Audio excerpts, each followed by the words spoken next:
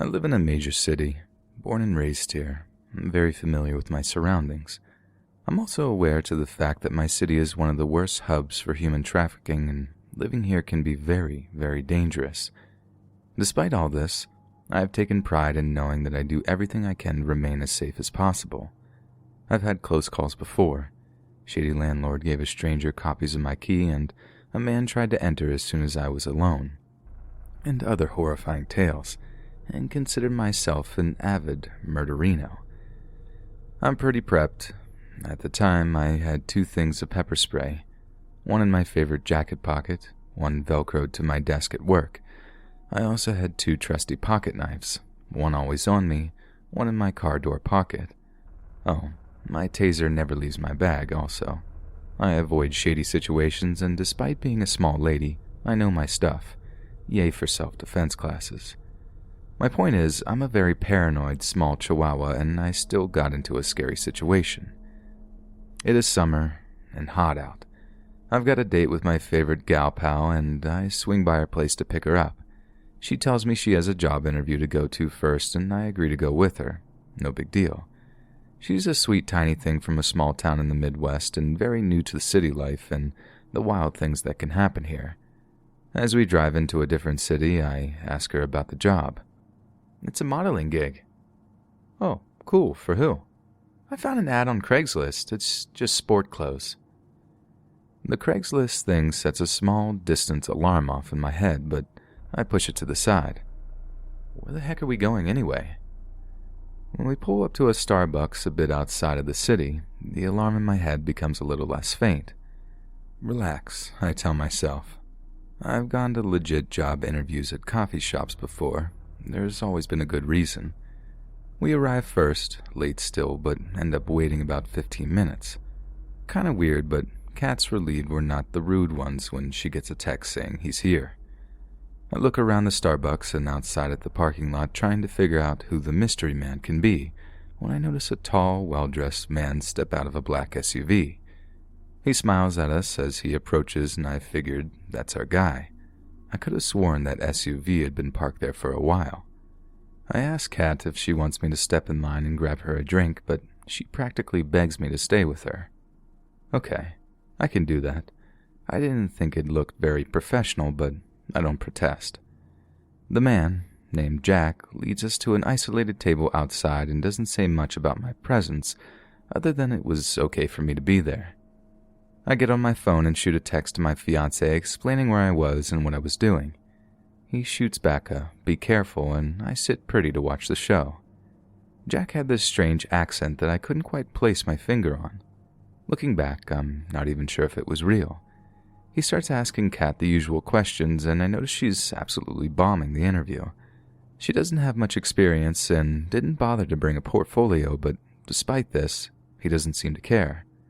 The alarm in my head isn't much louder than a whisper, but it completely blares when he asks if she'd be comfortable doing lingerie shoots as well.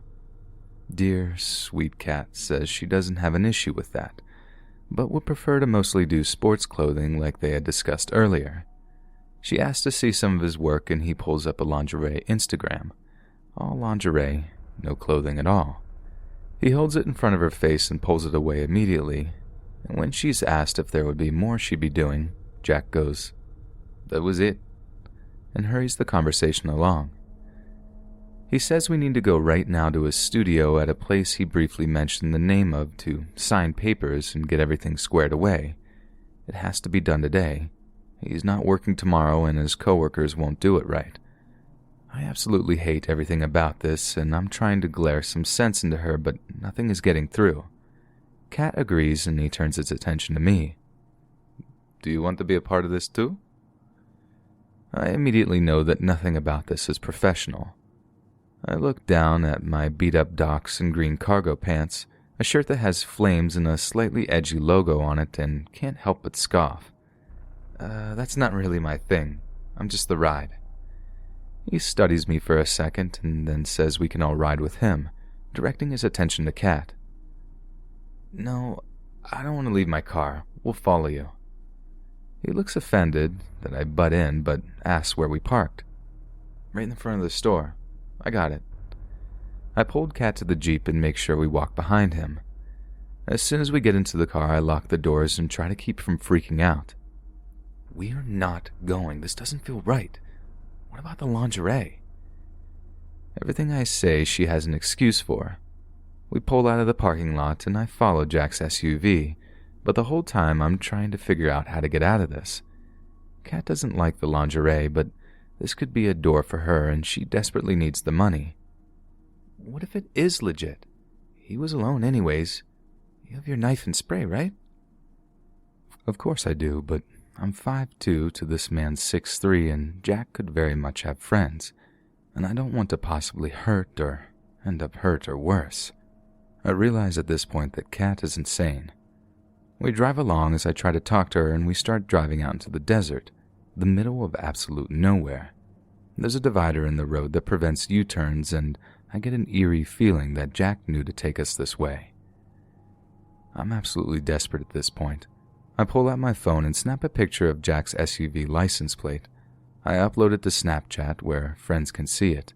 Kat starts getting uncomfortable when she realizes how far we've driven. The name of the place he mentioned springs back into my head, and I know it's familiar from somewhere. A commercial jingle that's distinct but catchy. It's a restaurant or a hotel or something. He wouldn't have a studio there. Just please look it up. So she does. It's a casino. Unless this man has rented out a space, he wouldn't have a studio there. It's not consistent with the information he gave us at all. Kat is freaked out at this point. I tell her that this isn't uncommon and he was trying to confuse us the entire time. Throughout the entire interview, she had a confused and hesitant look on her face, like this wasn't what she was promised or expecting at all. Kat finally agrees that we need to get out of there, and I start to breathe easy again. I notice that every 5 minutes or so there's a break in the medians. It's a rough, quick stop and turnaround, but it'll have to do. So I do, and we absolutely gun it. Kat gets a call from Jack, and at first she ignores it. I convince her to call back, and she gets nothing at all, like the number had blocked her. It didn't go through. I tell her to screenshot the Craigslist ad, but she can't find it anywhere. It's like every trace of Jack disappeared.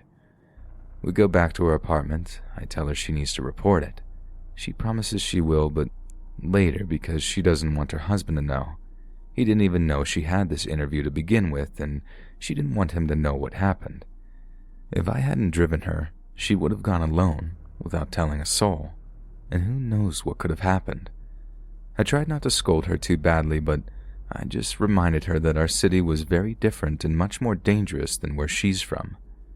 Sweet Kat, I hope you're a little more awakened to the world, and I'm sorry for that.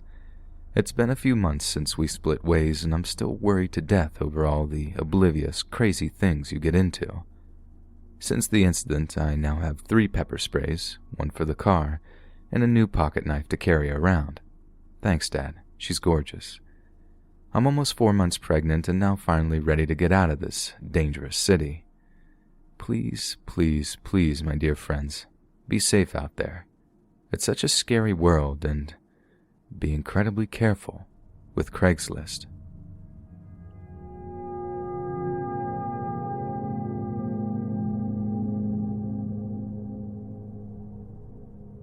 At the time, I was a 16-year-old female working at McDonald's. At the McDonald's I worked at, when you are on headset, where you answer people at the drive-thru, you are normally required to be at the first window to also take payment. My job position was customer care manager at the time, so my job was meant to be on front desk, but 99% of the time they required me behind the tills. So I was having a normal day, working a long shift, but having a normal working day. I happened to be on headset and first window that day. My headset buzzes, letting me know there is someone at my drive-thru lane. I go through to the first window to answer my customer, and this is how the conversation ensued. "Hello, welcome to McDonald's. What can I get you?" "Oh wow, you got a beautiful voice." His voice was very grunty and husky sounding, not off-putting. We have all sorts of customers come through McDonald's every day, so nothing gave me the creeps at this point, but his voice was very recognizable. "Thank you, sir. How flattering. What can I get you?" I haven't decided yet." can I just come around to the first window to decide? I want to see who I'm talking to. Now, we weren't very busy, and at this point, Creeper hadn't actually creeped me out. I mean, all he had done was pay me a compliment, and we quite often had people complain that they liked the face-to-face contact, so it definitely was not unusual to get a request like this. Yes, sir, that's fine. Wow, you are just as beautiful as you sound. Thank you, sir. Have you decided what you're having? Are you an option? I laughed this off. It was my first job, and I wasn't the rude kind of person when someone was paying a compliment. I must also point out this man must have been in his 60s. I remember he had one lazy eye that looked to the left, painfully awful teeth, and patchy dark brown hair. At this point, I was a little bit more uncomfortable, but was still more than willing to take his order. I'll have a cheeseburger. Okay, sir. That's 99 cents. Are you paying cash or card? Without answering my question, he started asking where I'm from and how old I was, etc., but it wasn't until his last few questions that I got super weirded out. What time do you finish work? 7:30. Why? I didn't finish at 7:30, but 7:30 was the first number to come into my head when I blurted it out. I finished at 8 and would probably do some overtime too, but I wasn't about to let him know that. I can meet you if you want. I can pick you up outside and we can go somewhere. All the while he was saying this, he had this horrendous grin on his face and keeps winking at me. I'm really sorry, sir, but I'm not allowed to meet customers outside of work. It's against our employee policy. That was utter nonsense, but I needed him to leave me alone. He carries on being insistent but not getting the picture. I cut the conversation short. Anyway, sir, sorry to be rude, but can I have the 99 cents for your cheeseburger? Oh, yeah, sorry. See you at 7:30. Off he drove to the next window. I was gobsmacked. I'd already said I wasn't going to see him. I was a little bit shocked, but was not going to go over there and give him the satisfaction of talking to me again. My coworker came to me and said, Ew, that guy had a major crush on you and wanted your number, but I didn't give it to him. He's old enough to be your dad. Anyway, I explained exactly what had happened and how uncomfortable it made me. 7:30 came and my coworker is spooked. Creeper is waiting in the car parked for me, just like he said he would. He is sat halfway down the car park and you can see him just staring in. Our car park wasn't very big. It only had 4 rows of parking spaces, so he wasn't that far away and would have clocked me at the minute I walked out the door. At this point, I'm freaking out and head to the back of the store where hopefully he can't see me. I had to stay at the back of the store for 40 minutes before we knew it was safe to come out. Fast forward a week and Creeper is back on drive-thru, and guess who is back on headset and at window 1? I heard his voice and recognized it straight away. I was hoping I'd hear your voice again. Why didn't you meet me the other day? Just 1 second, sir. I'll be with you in a second. I immediately handed my headset to my manager and gave him a quick briefing of the situation. He gladly took the headset and dealt with the customer from start to finish. When my manager came back to let me know he had gone, he said that the creeper had been asking my name, my address, my surname. My manager said he was the most creepiest guy he had ever met, and I was never to have anything to do with him again. If he came to work while I was there afterwards, my manager would have me head to the back room while he dealt with the creep. He still always asks about me. Every time.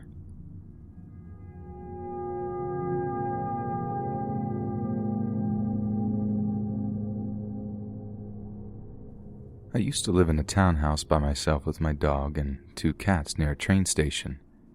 There were often commuters who park outside my place and pass by through the day and night. Occasionally I had cigarettes or stuff stolen from my front veranda.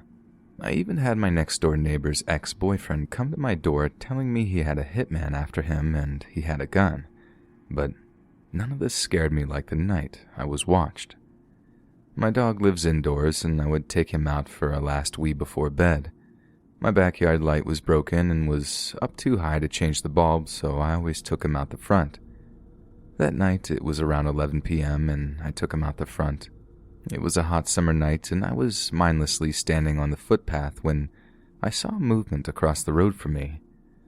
Out of nowhere, a man had appeared and was walking diagonally across the street away from me. I thought it was odd because I hadn't seen him come from the other direction. I continued to think about it. Where he came from was from outside a house that was being renovated. I knew the owners weren't living there and thought maybe he was going to try to steal stuff. So I kept looking down the road to where he had gone. He had turned the corner down the next street. I kept watching, and then suddenly I see his head pop around the corner to see if I'm still outside. This gives me the absolute creeps, so I grab my dog and go inside. I turn off all my lights and go upstairs to my bedroom, which is at the front of the townhouse and faces the street. I thought I would keep watch of my neighbor's house and call the police if he came back. I peer through my blinds, which cover sliding doors coming off a small balcony, and like clockwork, I see a dark figure walk down from the corner and down my street. He's moving towards the house across the road, and then I suddenly lose sight of him. A tree in front of my townhouse obscures my view for a moment. And then he is there. He's not just there, he is stopped at the top of my driveway, standing there like Jason Voorhees. I kid you not, his arms were out by his sides and legs apart in an unnatural stance, like he was preparing for something, like he wanted to come for me. My heart is racing so hard I can barely hear, and I'm standing there slack-jawed looking at this would-be assailant when one of my cats comes to see what's happening. My cat slides his body between the blinds and windows, further opening it, and I see this person, this man looking up towards me. I'm thinking surely he sees me. If he does, this doesn't stop him. He starts walking down my driveway, undeterred and fixated. I lose sight of him under the balcony and awning. By this time, my eyes are watering in fear and tears are streaming down my face. I don't know what to do. I go sit on my bed. I pick up my mobile and dial my dad, who lives a suburb away. He answers. I whisper to him what was happening, and he said he'll be there as soon as he can. I lie down in my bed and lie as still as I can, tears rolling down my cheeks. Pure fear. Not knowing what this man was doing downstairs and if he could get in. What if I hadn't locked the doors? And then it dawned on me, why am I lying here in the dark crying? Turn a light on, so I did. What seemed like a lifetime was probably just a couple of minutes later, and my dad arrived. He had an umbrella with him. I live in Australia, so no guns, and he could have at least brought a knife. I stayed on the phone with my dad while he searched outside for the man. He was gone. Maybe me turning on the light scared him off. We called the police, who said I should have called sooner. Of course I should have. I don't know why I didn't. They came out with a sniffer dog and didn't find him either. I don't know what he wanted, but for a good year after that I was so scared living there. I'm still a scaredy cat, but reading other stories makes me realize I'm not alone, and we can all learn from these experiences so that we, and I, know what to do if something truly scary does happen.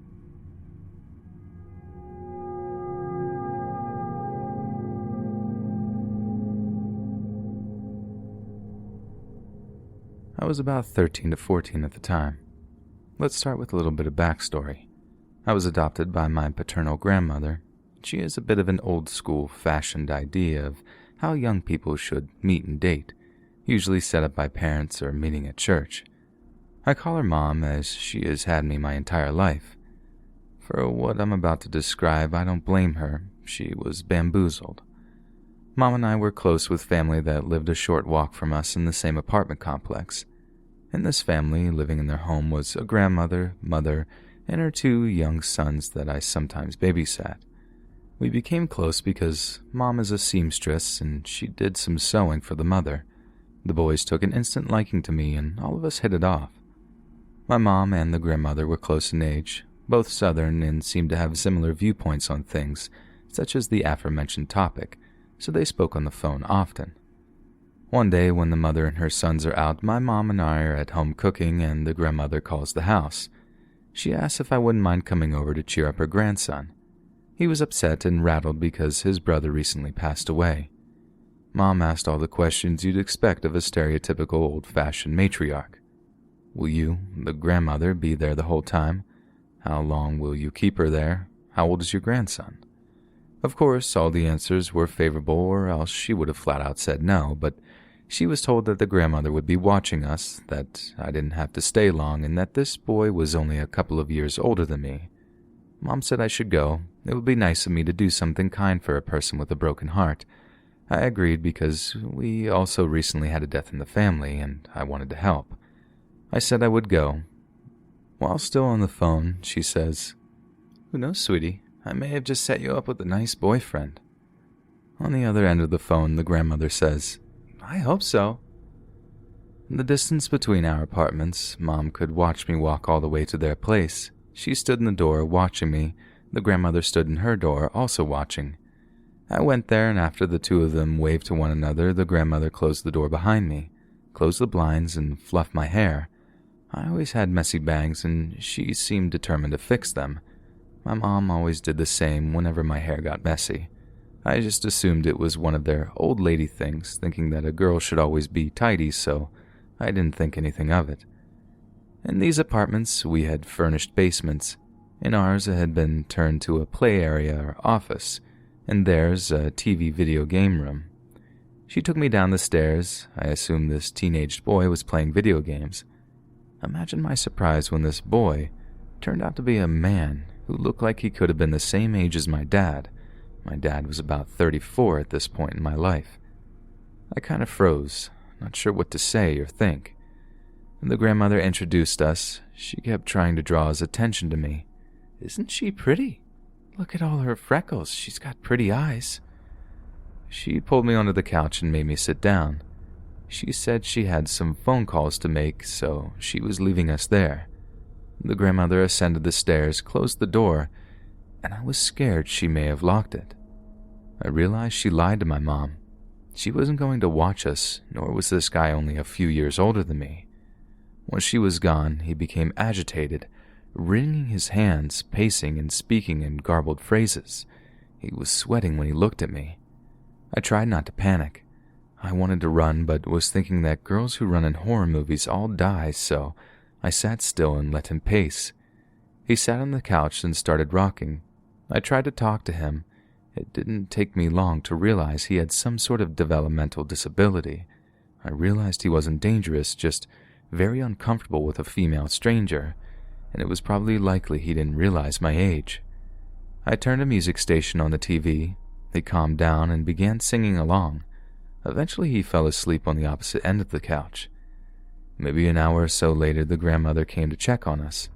I smiled and said thanks for having me, but I had chores to do, so I should get home to my mom. The grandmother agreed, and after telling me to come back and visit her grandson again, walked me to the door. I walked back to my apartment and hurried inside, locking the door behind me. Mom was startled. They usually called before I left their house. She looked at me and asked if the boy and I got along. "That was not a boy," I blurted out instantly. She asked what happened, and I said, "He's old enough to be one of your biological kids." I have never seen such a look in her eyes. I'm sure she would have murdered that woman if she could have. She sat me down and made me relay everything to her. She asked repeatedly if he touched me and looked over me for what I suspect is evidence of assault, even asking to smell my breath. She asked one final time if I was sure he didn't touch me and if I wanted to go to the doctor or police. I said no. I don't think that young man had anything to do with it. From his reaction, I don't think he even knew she invited me over. Mom gave me a big bowl of ice cream, stayed close to me for the rest of the evening as if she was afraid I was going to be taken away from her. The next morning I heard her on the phone yelling. I guess she called the grandmother and gave her an earful. I don't know what she said, but I never saw anyone in that family again. I don't know if Mom was making sure we avoided them or if they were trying to avoid us. I suspect it's the latter. My mom can be incredibly scary when she's angry.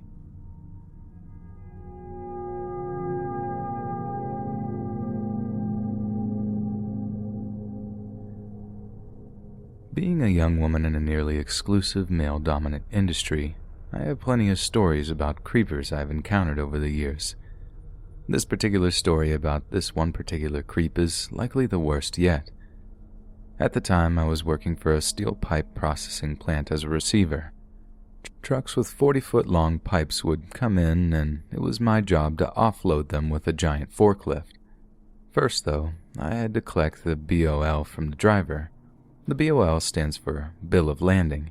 It's a shipment document that has information about what's on the load, where it's going, where it's from, etc. So I would retrieve the BOL from the trucker, and I would compare the sheet to the cargo and sign off on it, if everything checks out. I would see a lot of the same drivers on a regular basis. I got a lot of joking comments about how I looked too young to be driving a machine like that. A few of them asked me out, but I'm married and most of the guys respected that.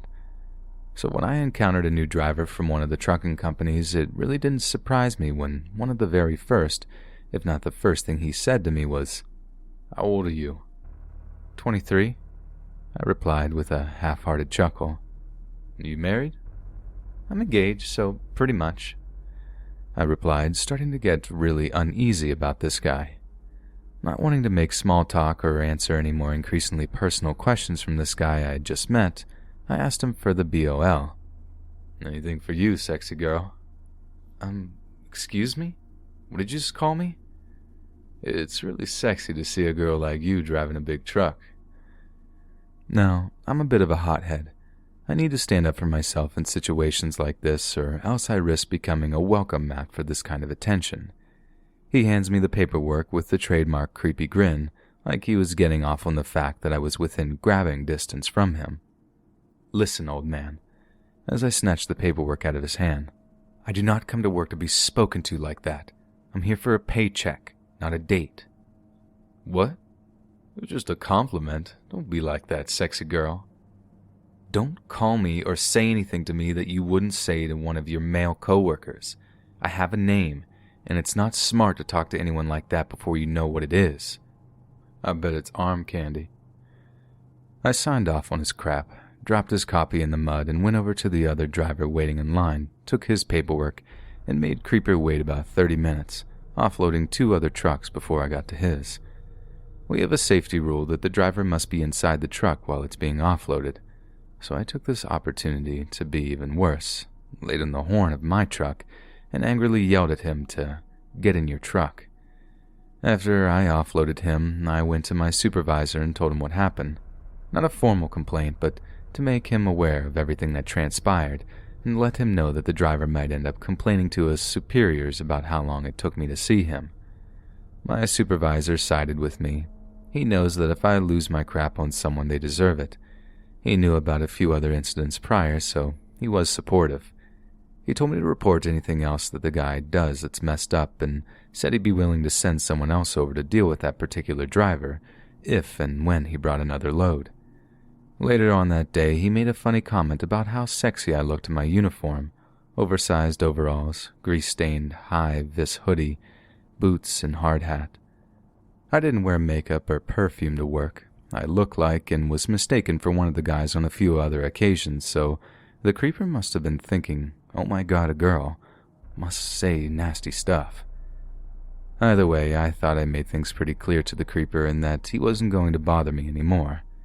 Nevertheless, I wasn't keen on the idea of having to walk up to his cab to get paperwork from him again. The next day, guess who shows up with a new load? I call over the radio. "My favorite driver is here. Can someone come grab his paperwork?" A couple of minutes go by, and one of the coworkers I get along with well drives up in his smaller tow motor to approach the driver for his BOL. I wait off to the side and take the opportunity to smoke next to my machine while I wait for my coworker to come back with the paperwork. He comes back, and of course he wants the scoop on everything that happened the day before. I guess the driver asked why I wasn't there to collect the BOL. Coworker told him I was busy. Meanwhile, I was having a smoke and clear view. In no hurry to offload the idiot, I told the coworker what transpired when suddenly my coworker interrupted me. Don't look, but I think he's taking pictures of you." Of course, my head whipped around, and sure enough, Buddy was holding his phone up, pointing it at me, taking pictures, I assume. I scurried up into my machine, got on the radio from my supervisor. "Favorite driver's taking pictures of me." "10-4, I'll call security. Do not offload him." Given the nature of what we do and why we do it, there's strict security guidelines at this place. Once a month, we had a bomb sniffer dog inspect the property. It was that big of a deal. So even if he wasn't taking pictures of me, he had no business taking pictures on the property. Security shows up and I watch as the driver hands him his phone. My coworker was there with him and later told me that the guy said he was trying out his new phone. Whatever. They didn't find photos of me or the property on his phone, but he had a few minutes to delete them. Either way, he was barred from the property and my supervisor reported him and what happened the day before to the driver's employer. I never saw him again, but the story doesn't end there. A few weeks later, another driver from the same company, nice guy that I had a good rapport with, filled me in on my favorite driver. "Your buddy got canned, eh?" "Oh, that's too bad. Gonna miss him." "Yeah, he was on thin ice because the girls in the offices were getting weird vibes from him. Always hanging around the office way more than necessary. Nothing to fire him over, though, but his police check came in. Turns out he has prior assaults on his record." Oh, just lovely.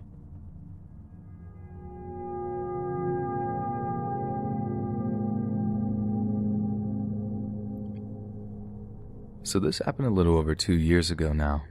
I wanted to post it somewhere just to look back on it one day and never forget the lesson I learned. It was 2016 and I had just started a new job at a motel. It was low pay, but I needed an office job. One of my friends, Michael, got me this job. For a few days I did training with the owner in the mornings. For 2 nights, Michael trained me. Our job was the 11 p.m. to 7 a.m. shift. Nothing exciting, checking guests in and doing paperwork. My boss, the owner, went away with his wife on vacation for a week, which is attributed to the swift training I had to endure. So it was my first night alone on the night shift. There was a monitor with security cameras around the motel's property and large glass windows all around the office building with a glass door. There was no night window like most motels have. It was fairly early in the night, at about 1 a.m. I was just doing my normal check-in paperwork when a man walks in and asks if we have any rooms available. Usually if someone is sketchy, my boss has me lie and say no, but he seemed normal at the moment. Without hesitation, I said, "Yes, of course, just for one," and he replies yes. So I begin creating the reservation on the computer when I notice he starts swatting the air and making spitting noises, as if though he's being surrounded by flies. I try to ignore it, as far as I was concerned it wasn't my business, so I try to check him into the room as quickly as possible. I give him his key and he's on his way. At this point in time, I could be described as very timid. I have a lot going on in my personal life, so I hope you can all understand my reaction to what happens next. The man comes back from his room and slams his hand on the glass door and causes me to jump. Absolutely frightened, I looked up to see him just staring at me. He cracks the door and puts his head through and says, "I can't get into my room. Why won't you let me into my room?" And my only defense is trying to be helpful, so I replied, "Maybe there's something wrong with your key. Let me give you another one." The look he had in his eyes was inexplicable. I felt like I was in absolute danger. I handed him his new key and he went back to his room. I tried texting Michael because he is the one who trained me, though it was the middle of the night and he was asleep. I needed some guidance. With no reply from Michael, I noticed the man trudging down the stairs to come back. I go into absolute panic mode. I run into the back office and lock the door and pull out my pocket knife. It's important to keep protection when working at night. I hear the man in the office yelling, "Hello? Hello? Why won't you let me into my room? Don't you like me?" Me being an absolute idiot and not standing my ground and calling the police when I'm feeling scared, I decided to take this situation on alone. I reply, "I'm just on the phone, I'll be right out." I then start calling Michael over and over for help. No answer. I decided to take a few deep breaths and step out of the office. The man was not there. He was in the bathroom. I start to hear him talking to himself, angrily saying, Kill her! Kill her! My heart sank. Still being an idiot and not calling the police, he comes out and I say, "Your key was broken. I'm sorry. Let me escort you to your room." He agrees, thankfully. I was wearing a long-sleeved sweater with my arms down. I was able to hide my knife in my hand while holding it. I began to walk outside, and he seemed insistent to walk behind me.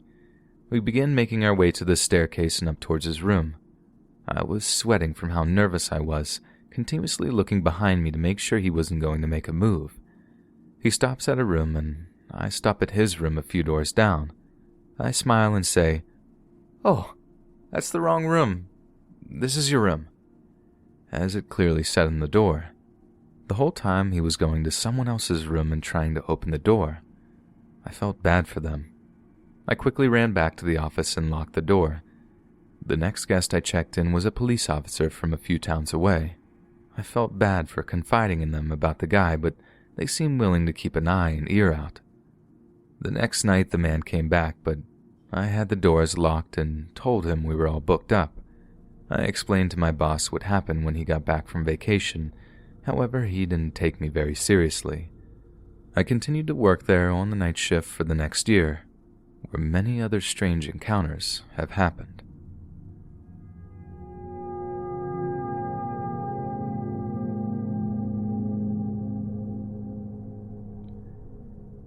Being on servers online can lead to a lot of unwanted attention. I'm a part of a staff team on a lot of servers, weeding out potential trolls or just people who are looking for something we do not provide. One afternoon in October, we get a new member in the server. She went by Terrence. That isn't her real name, as people make up screen names to go by for privacy reasons.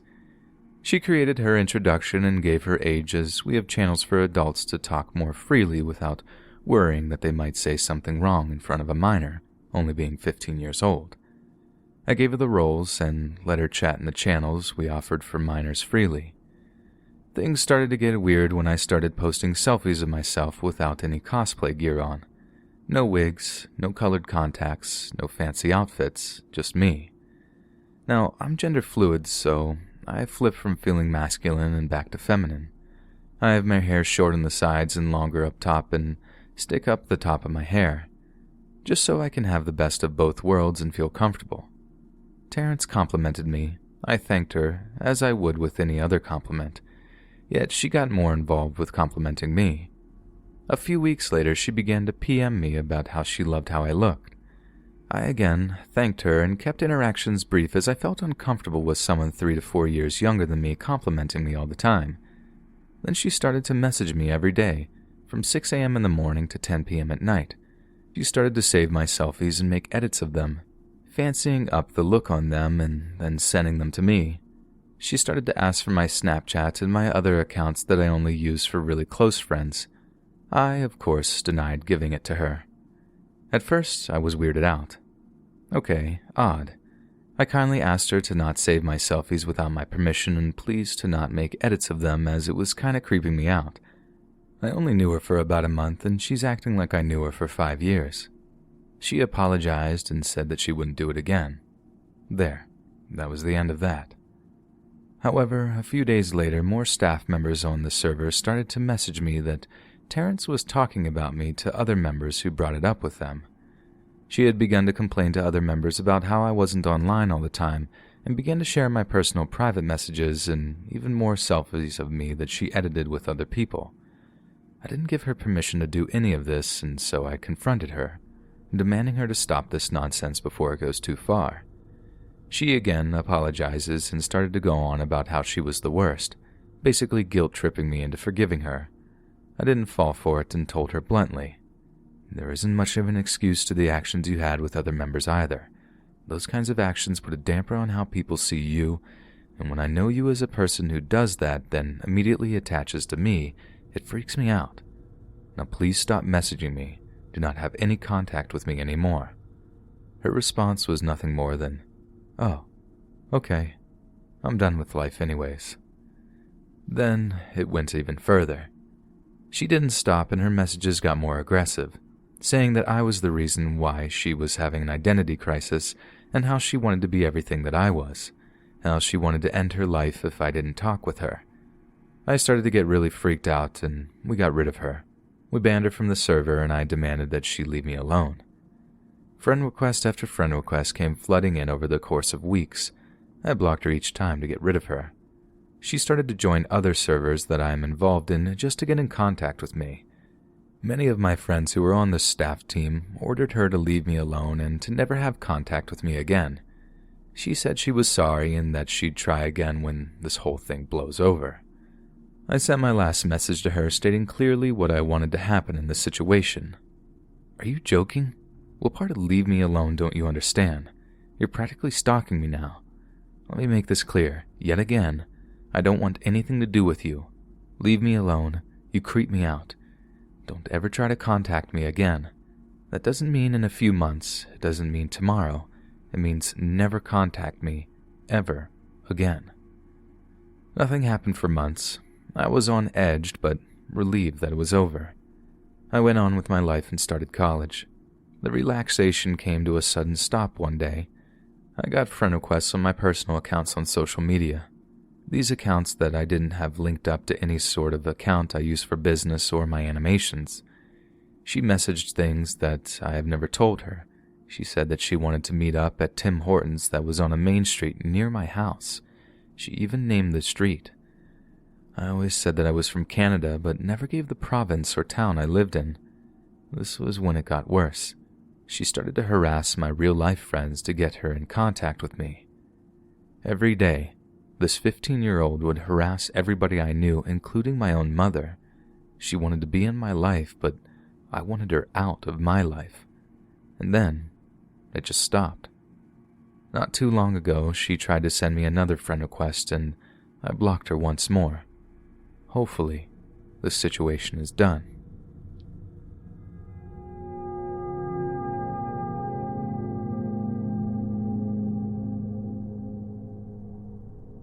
2017 was a strange time. While working night audit at a motel, I experienced the strangest individual on a weekly basis. The motel office was a large detached building with mostly windows and a glass door. I had security cameras of the building along the rooms and along the backside of the building. It was the midst of summer and I was working on some paperwork at about midnight. I peeked up at the furthest window in the room near the breakfast buffet and noticed someone quickly move out of my view. I got a vague glimpse of a white-haired man, but didn't notice anything on the security cameras.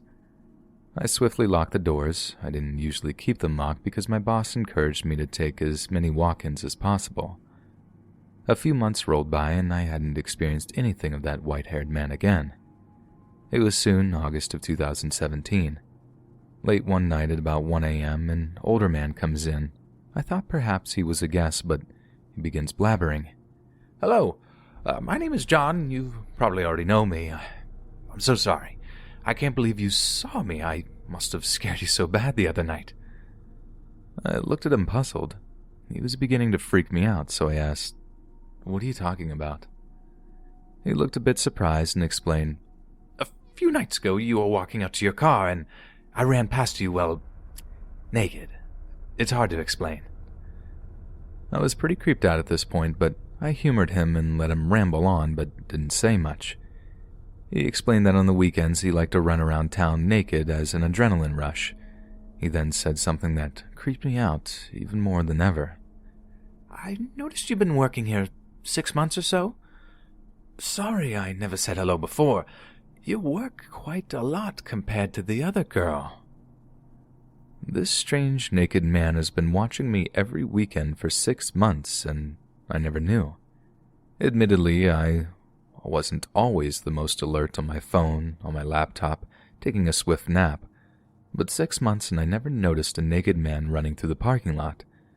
This began a routine of him coming back every weekend, offering me gifts, or, as my friends called them, bribes not to call the cops. He would come in every weekend and talk to me before his nightly streaking and bring me expensive candy or wine. It was strange how a little too expensive these gifts were, but he was a single old man with a good job. Soon October rolled in, and just like any weekend, he comes in and chats me up, grabs some coffee I usually made and asks about my week.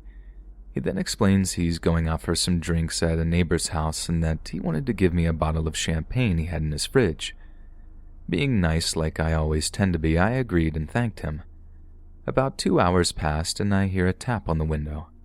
It's him, but he's completely naked. I looked on the camera and no doubt about it, he's blatantly standing in front of the office naked. He keeps tapping the window and holds up the champagne for me to come get it, but of course, I'm very creeped out. He set it by the front door and waved. I thought he had left, so I walked out to grab it before a guest saw it laying there, but in fact he did not leave. He stood there naked and trying to talk to me. I covered my eyes and said, thanks, I'm going inside now. The next night he comes in and apologizes to me profusely, saying he had too much to drink. Him being so embarrassed, I never saw him again after that. I wasn't sure if he was scared to talk to me because I didn't want to see him naked, or if he got arrested for running around naked. Because I worked there for so long, I get free rooms anytime I come to visit. So, next time I come to that motel, I hope to never see that strange naked man again.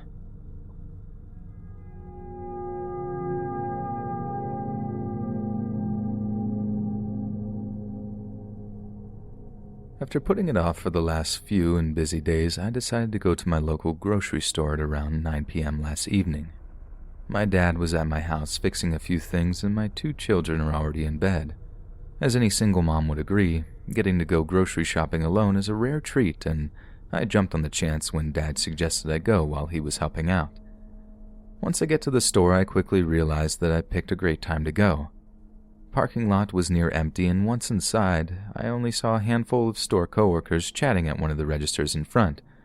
Not another customer in sight, glory be. About halfway through my shopping, I noticed another customer, first one I'd seen. He was an older dude, gray around the sides and wearing what appeared to be hunting gear. Boots, camouflage pants, and a matching jacket. Hat was also camouflage, but a different type than his other clothing. I remember noticing his outfit right away, but didn't think anything else of him. As I made my way through the aisles, I kept noticing this dude would end up in the same aisle as I was. It seemed as we're the only customers in our smaller local store at the time, so I thought, how weird that this guy is in the same aisle route as me, in an amused manner. But as minutes went on, I began to notice that this guy wasn't actually taking items off the shelves. He didn't have a cart. He had a basket, and that basket was empty. Every time I'd glance in his general direction, he'd snap his head down or to the side, making it blatantly obvious that he was staring at me. I was starting to be a bit weirded out, but thought I was being paranoid. Reminding myself that I have seen a few employees when I entered the store, so it wasn't just me and Camo Guy in the store. I continue my shopping. As I am finishing up, I kind of rounded the corner into the very last shopping aisle before the registers. This is where I got thoroughly creeped out. The guy was standing in the center of the aisle. He wasn't facing either side where the products lined shelves, but facing up the aisles, so when I rounded the corner, he was directly facing me. What really scared me was that he was smiling. Not just any smile, though. It was this terrifying, wide grin, and he was frozen in that position. Dead center of the aisle, about midway through, with a wild smile on his face and not moving a muscle, like a statue. I looked at him for what felt like an eternity, but was in reality probably only a few seconds. My brain just couldn't comprehend what was going on here. There's no way that I'd be getting past this guy without having to interact or at least say, "Excuse me." Freaked out, I quickly turned my cart around and decided to make a beeline for the cash registers down a different aisle. Forget English muffins and pitas. I wasn't bringing those home tonight. As I get to the registers and begin unloading my groceries onto the belt, the woman standing at the end of the register in the bagging area looked up from her conversation with the cashier and calmly, sweetly asked, "Is everything all right?" I'm guessing I looked white as a ghost or like I was going to hurl or something. Just as I opened my mouth to describe the man acting strangely in aisle 12, loud footsteps, running footsteps, in conjunction with the weirdest, most guttural-type scream I have ever heard. It sounded almost like a howl. I wish I knew how to properly convey the sound through text, and it's the guy. Out of the corner of my eye, I see that he's running down the front area of the store behind where the baggers stand and people leave. Here's the kicker. He stops in his place about 4 to 5 feet behind the bagger, who is now also staring at this guy along with the cashier, stops yelling for a moment, and just blankly stares. No words, just an abrupt stop to the scream or yell. Stopped dead in his tracks and just stared in our general direction. He had a weird look in his eyes. I pulled my phone out at this point because, truthfully, I didn't know if this dude was on drugs or what he would do next. The cashier was frozen in confusion herself from the look on her face. Then, just as quickly as he stopped, he started screaming again and started running again. Ran right out the doors of the store. Another cashier got out from behind his register and kind of followed his path, looking out the front window into the parking lot. He turned around and said, "I don't see him anywhere." This would have only been mere seconds after he ran out the doors. That same cashier walked me to my car, helped me unload my groceries, and watched as I drove away. It was clear he was just as shaken as I was over the howling and the guy's action in the front of the store. I told him about how I had seen that man frozen in a big, weird smile just before coming to the registers, and he visibly shivered. It's taken me until this morning to truly realize just how strange the whole situation was.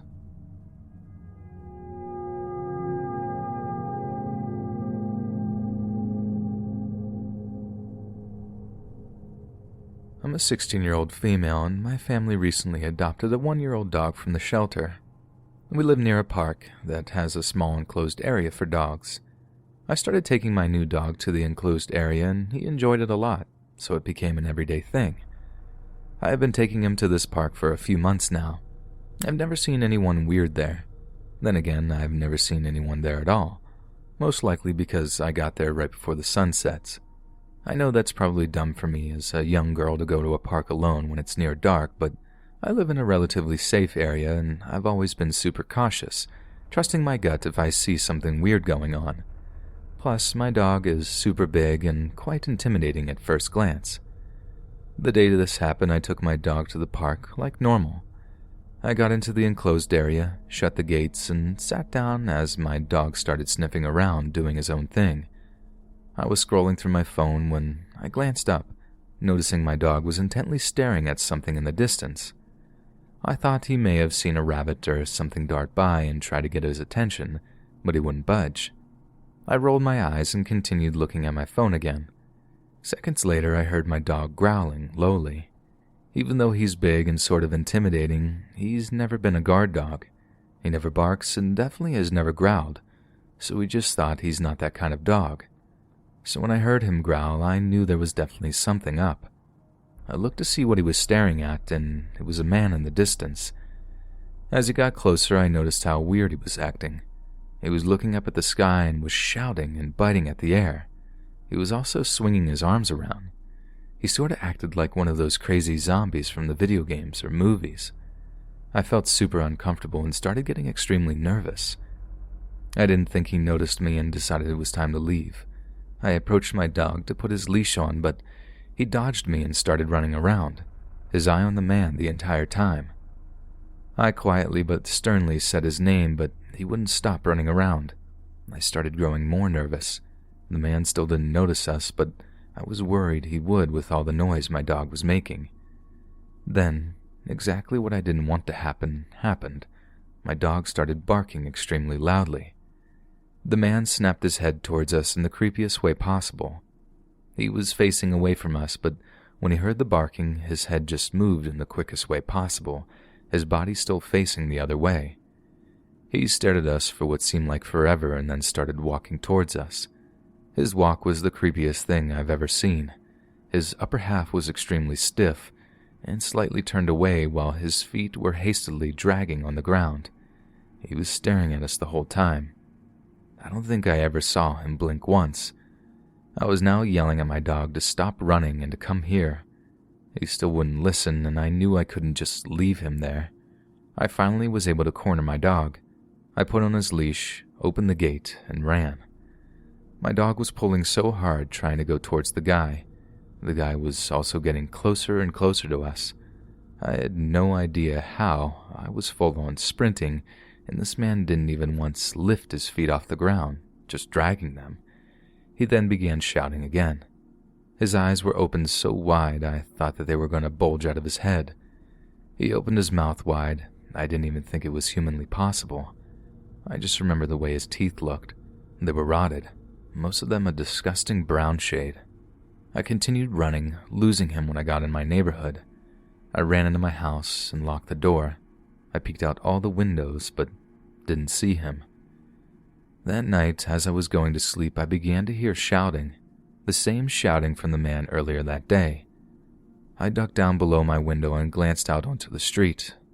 I saw him. He was in the middle of the street, dragging his feet along. I crawled back into bed, even though I knew I wouldn't sleep that night. Hey friends, thanks for listening. Be sure to subscribe and click that notification bell to be alerted of all future narrations. If you got a story, be sure to submit them to my subreddit, reddit.com/r/letsreadofficial, and give and receive feedback from the community, and maybe even hear your story featured on the next video. And join my Discord to interact with me and other listeners directly. And if you want to support me even more, grab early access to all future narrations for just $1 a month on Patreon, and maybe even pick up some Let's Read merch on Spreadshirt.com. Links in the bio. Thanks so much, friends, and I'll see you again soon.